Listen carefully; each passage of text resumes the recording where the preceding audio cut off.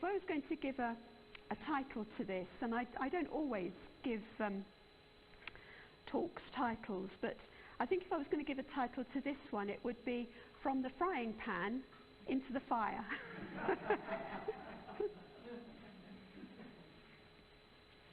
This is really, I suppose, a kind of a Lenten reflection, because I'm going to be talking about wilderness, desert, whatever word you like to use. But it's often a theme taken in Lent, isn't it? Wilderness, desert times. And I think it probably reflects the fact that Jesus went into the desert and had his temptations there, as you know. But I wonder what you think of when you think of desert or wilderness. Is that something that you welcome in your life? Is it something that you dread, that you fear? Something that you have found to be a joy? Or is it a place of hardship? A place of desolation and isolation, maybe? Or is it a place where you found God? Because the wilderness can be all of that. Let's look at Elijah, just a few verses from 1 Kings 17. Now Elijah the Tishbite from Tishbe in Gilead said to Ahab, "As the Lord, the God of Israel, lives, whom I serve, there will be neither dew nor rain in the next few years, except at my word." Then the word of the Lord came to Elijah, "Leave here, turn eastwards and hide in the Kerith ravine, east of the Jordan. You will drink from the brook, and I have ordered the ravens to feed you there." So he did what the Lord had told him. He went to the Kerith ravine, east of the Jordan, and stayed there. The ravens brought him bread and meat in the morning, and bread and meat in the evening, and he drank from the brook. Sometime later the brook dried up because there had been no rain in the land. Then the word of the Lord came to him, "Go at once to Zarephath of Sidon and stay there."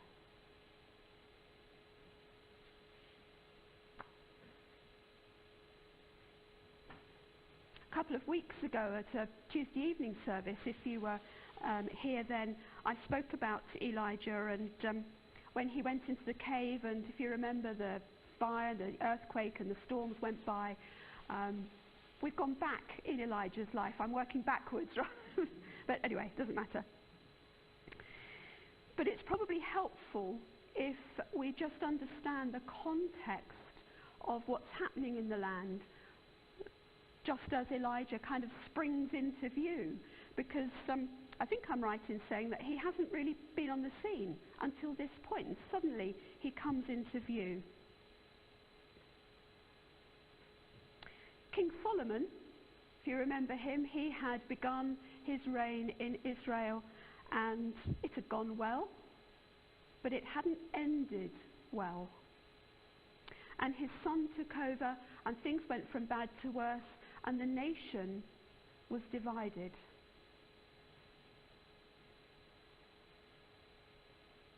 There was erosion, you could say, spiritually and morally in the land. And because King Ahab had married Jezebel, who was a foreigner, she had brought with her her foreign gods and the worship of Baal.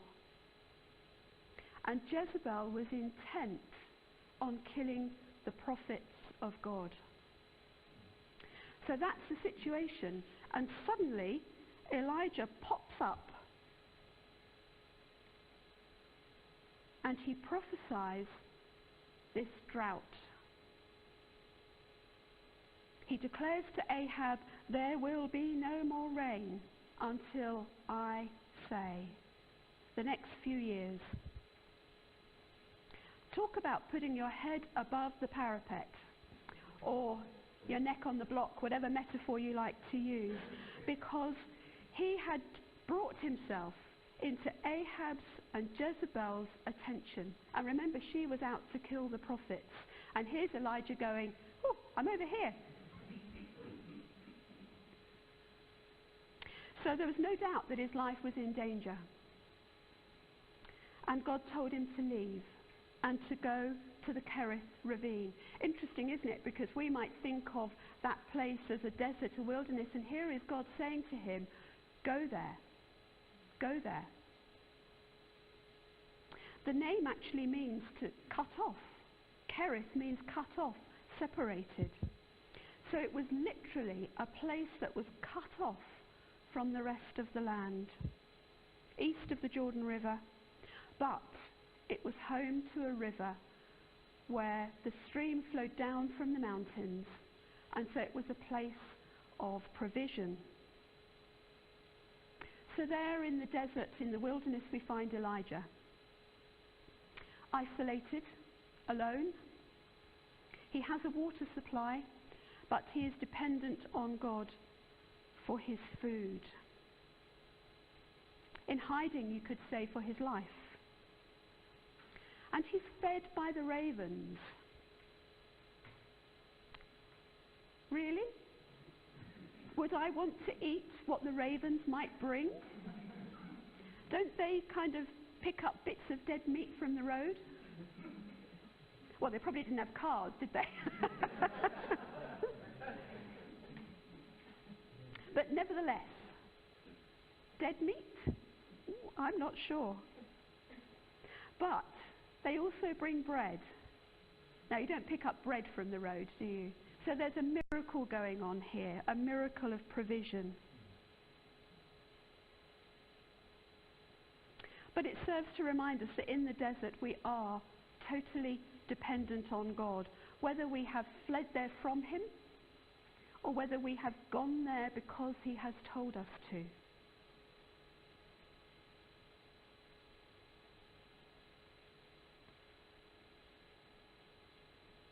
We don't know how long he was there. We don't know how he responded to that time of isolation.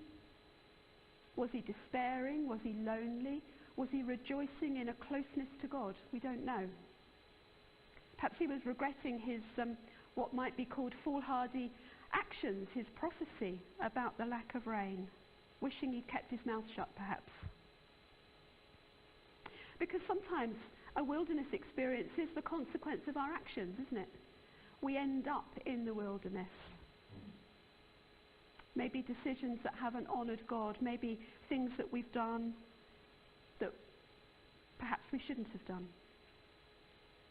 But it can also be the place of revelation, where we can once again come into line with God's will.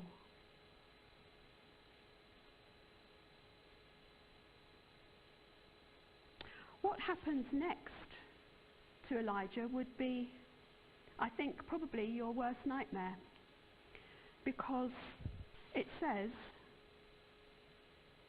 sometime later the brook dried up. His water of provision ceased to flow. Why? A consequence of his prophecy, wasn't it? The rain stopped, so it stopped flowing down the mountains, and the stream begins to dwindle to a trickle, and it dries up.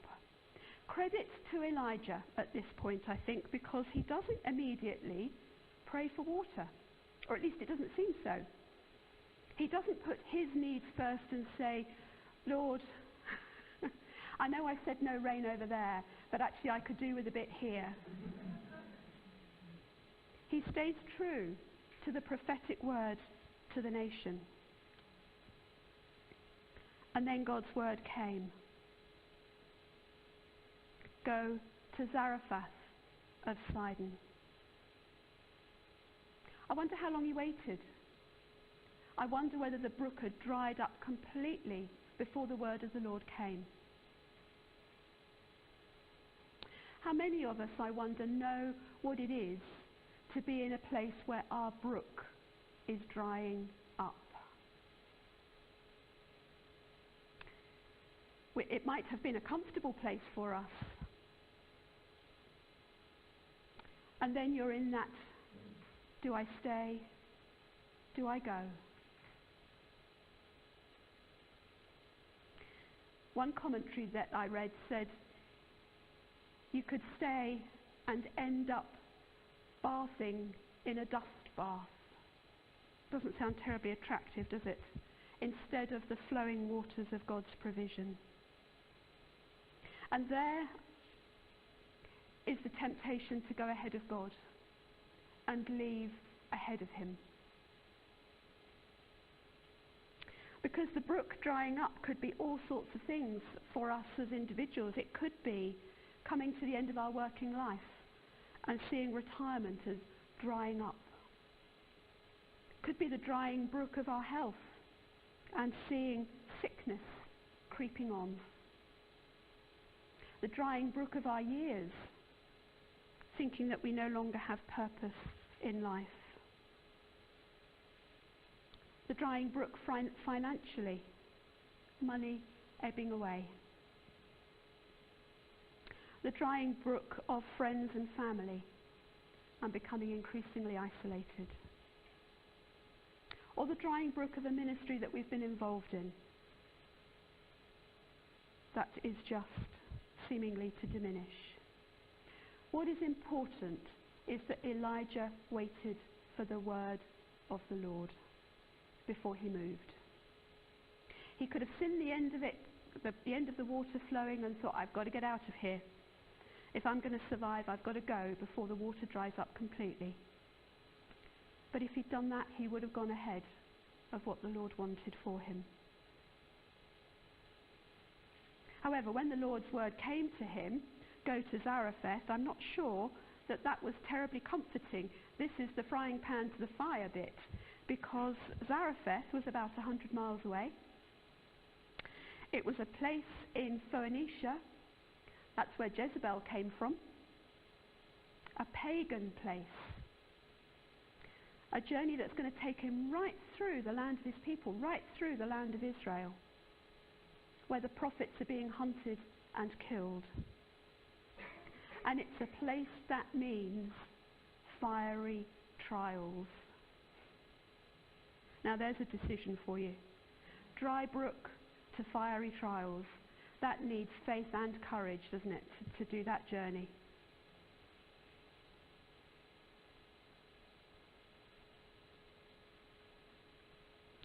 I think we can see from this little portion of Elijah's life that whatever our circumstances are, it's better to go with God in his timing and in his purposes than to run ahead on our own.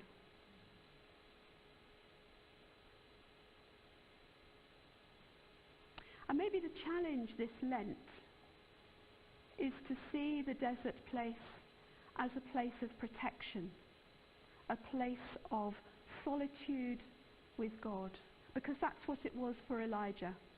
It was a place of rest. So often we fear these dry times in our lives, don't we? But it can be a precious, precious time.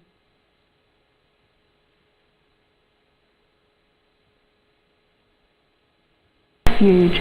So often we fear these dry times in our lives, don't we?